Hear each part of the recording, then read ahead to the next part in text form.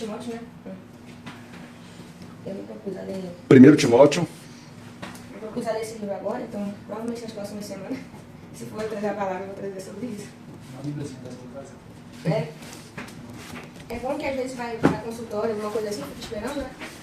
1 Timóteo, capítulo 1. Agora até achar.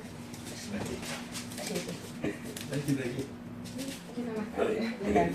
Amém. A partir do versículo 3. Como te roguei, quando parti para a Macedônia. Vou esperar a irmã. Perdão. Não, pode procurar. Tem certeza? Então tá. Acho que eles conseguem compartilhar, viu? Antes do versículo. Depois Colossenses, Tessalonicenses. Versículo 3. Como te roguei, quando parti para a Macedônia, que ficasses em Éfeso, para advertires a alguns que não ensinem outra doutrina, nem se deem a fábulas ou a genealogias intermináveis, que mais produzem questões de edificação de Deus, que consiste na fé. Assim agora faço. Ora, o fim do mandamento é o amor de Deus, é o amor de um coração puro, e de uma boa consciência, e de uma fé não fingida, do que, desviando-se alguns, se entregaram a vãs contendas, querendo ser mestres da lei, e não entendendo nem o que dizem, nem o que se afirmam. Sabemos, porém, que a lei é boa, se alguém dela usa legitimamente. Sabendo isto, que a lei não é feita para os justos, mas para os injustos e obstinados, para os ímpios e pecadores, para os profanos, os irreligiosos, para os parricidas e matricidas, para os homicidas, para os fornicadores, para os sodomitas, para os roubadores de homens, para os mentirosos, para os perjuros e para o que for contrário a essa doutrina. Conforme o evangelho da palavra de Deus, bem-aventurado que me foi confiado. Eu dou graças ao que tem confortado, a Cristo Jesus nosso Senhor, porque me teve por fiel quando no ministério. A mim, que dantes fui blasfemo e perseguidor e injurioso, mas alcancei a misericórdia, porque o fiz ignorantemente, na incredulidade. E a graça de Deus, nosso Senhor, superabundou com fé e amor que há em Cristo Jesus. Amém? Então, nessa parte, né, porque de Timóteo é o Paulo que escreveu, né, para Timóteo, como ele diz no início, meu verdadeiro filho na fé. Então a gente pode ver assim, que nessas palavras assim, há muito cuidado, né? Um cuidado naquela orientação, né? E às vezes ele fala, né, algumas correções também, né, com amor de pai, assim como também Deus nos corrige às vezes. Mas duas coisas assim que me chamaram a atenção nessas partes é quando ele adverte ele a quem se desvia da essência do evangelho, né? E eu vejo que realmente às vezes as pessoas vem assim, doutrinas, leis, né, coisas, conceitos assim, né, que certo e errado, mas apesar de ser importante, né, supervalorizam isso, né, não dando assim o crédito total ao sacrifício do Senhor Jesus, né. Então, quando a gente perde esse foco, a gente acaba se desviando, né, a gente tem que olhar com olhos fixos, né, para Jesus, né, pro alto, para onde vem nosso socorro.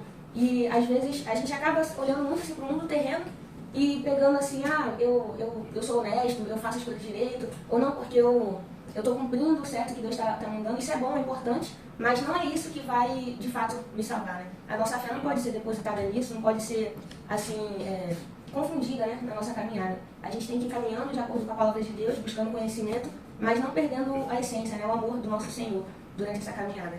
E mais no final também, essa parte que ele fala, a mim que dantes fui blasfemo, perseguidor, injurioso, mas alcancei misericórdia porque eu fiz ignorantemente.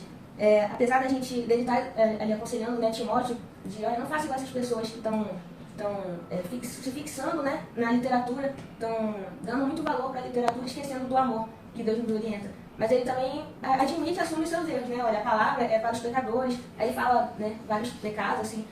A palavra é para todos esses, né? É para nós, né? Então ele também faz questão de deixar isso bem claro. Olha, a palavra é para os que não são sãos e eu também não sou.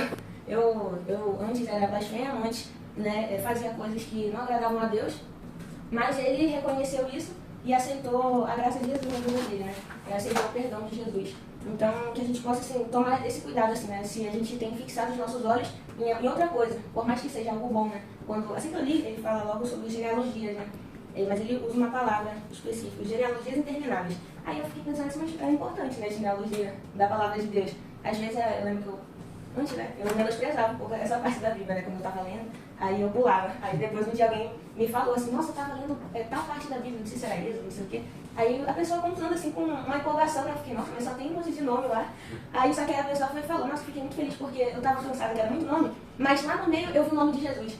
Aí ele começou a ligar os pontos da história, então fulano, que era filho de não sei quem, e não sei o que levou até Jesus. Eu fiquei, nossa, realmente até essas partes assim, tem uma relevância, né? Até porque a Bíblia é inerrante, né? Tá na Bíblia. Então é importante de fato. Mas o que ele fala é que não fixar nisso, né? Não se fixar na literatura, assim, como tão importante, né? Além do amor que Deus nos ensinou. Então, que isso, assim, como ele via Timóteo, né, como filho, para ele ter, né, se prestado a falar isso para ele, eu creio que seja porque é realmente algo importante, né, para a gente pensar na nossa caminhada. Né? Não se deter, né, a certas coisas a ponto, né, de isso ser mais importante do que o próprio amor que Deus nos ensinou, né? Para lidar assim, com tanto as pessoas da igreja quanto as pessoas fora da igreja, né? Aí a gente sempre volta para aquilo da gente saber, né, ter consciência de que como servos de Deus, né, nós somos lamparinas, né? Então, a gente está sempre sendo observado, e isso é bom, porque aí a gente pode mostrar para as pessoas o caminho da verdade, né? A partir das nossas atitudes, e sempre com esse amor, né? E reconhecer também que nós somos pecadores como qualquer outro, né, que está nessa terra. Nós não somos assim melhores do que ninguém por estar tentando fazer o certo, né? É o que de fato assim, Deus, o nosso Pai espera de nós. O importante é a gente saber que vai pecar, né? Vai falhar, mas continuar sempre levantando, se arrependendo, buscando melhorar e tentando ajudar as outras pessoas que passaram por situações parecidas. Amém? Eu peguei a Bíblia, né? A ler, né, obviamente. Aí eu falei, né, pra Deus falar comigo através dela, né? Aí eu orei, aí eu fui abrir, né? Aí abriu lá em Atos, o último capítulo de Atos, não lembro qual, acho que é 22, 20 e pouco, não lembro. Que conta aquela história de Paulo, né? Ele foi viajar com a Caifás, parece algo do tipo. Aí ele foi acompanhado pelos romanos, né? Juntamente com vários prisioneiros também, que era todo da 200 pessoas por aí.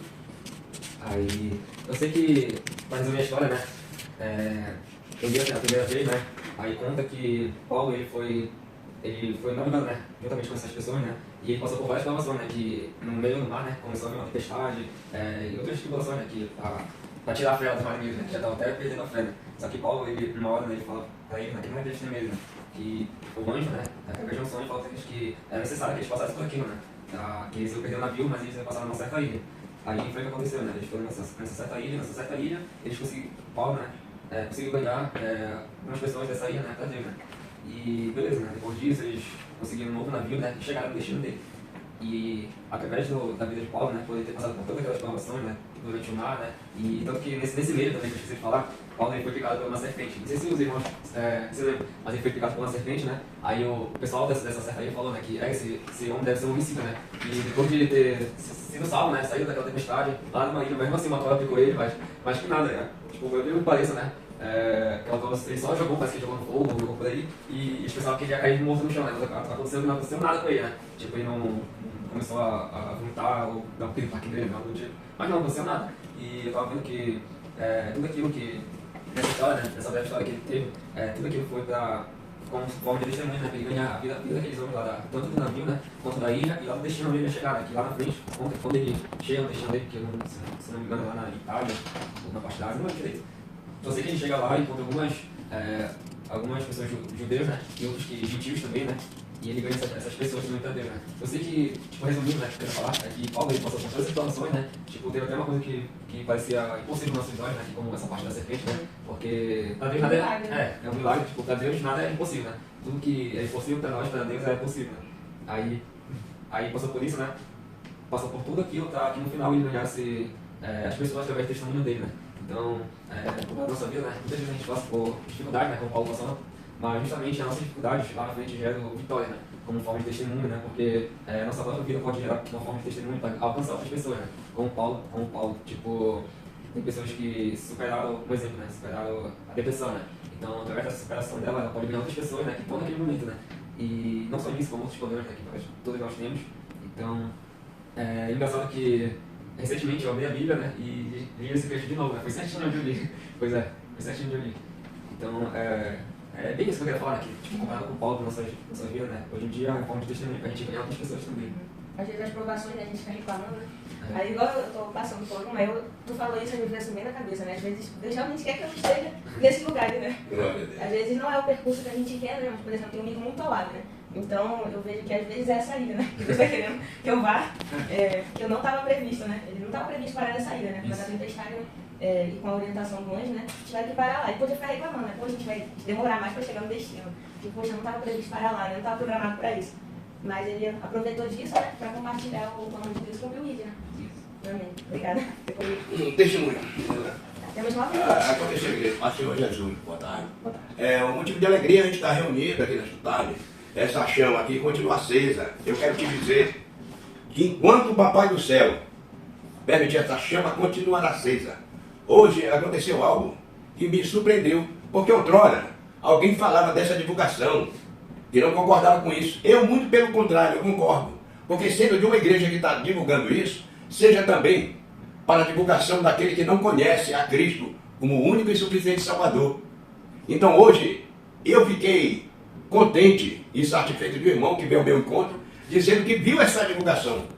E para mim foi uma glória para o meu Deus, porque aqui existe sim verdadeiramente uma igreja que se reúne. Eu queria deixar uma pequena palavra aqui que se encontra no livro de 1 Coríntios, capítulo 2, e verso 26, que diz assim mesmo, amado: a vocação dos santos, irmão, reparai, pois na vossa vocação, visto que não foram chamados muitos sábios, segundo a carne, nem muitos poderosos, nem muitos de nobre nascimento. Pelo contrário, Deus escolheu as coisas loucas do mundo para envergonhar as sábias. Ele escolheu as coisas fracas do mundo para envergonhar as fortes. E Deus escolheu as coisas inúteis deste mundo e as desprezadas e aniquiladas, que não são, para reduzir nada às que são, a fim de que ninguém se vanglorie na presença de Deus. Amém? Amém.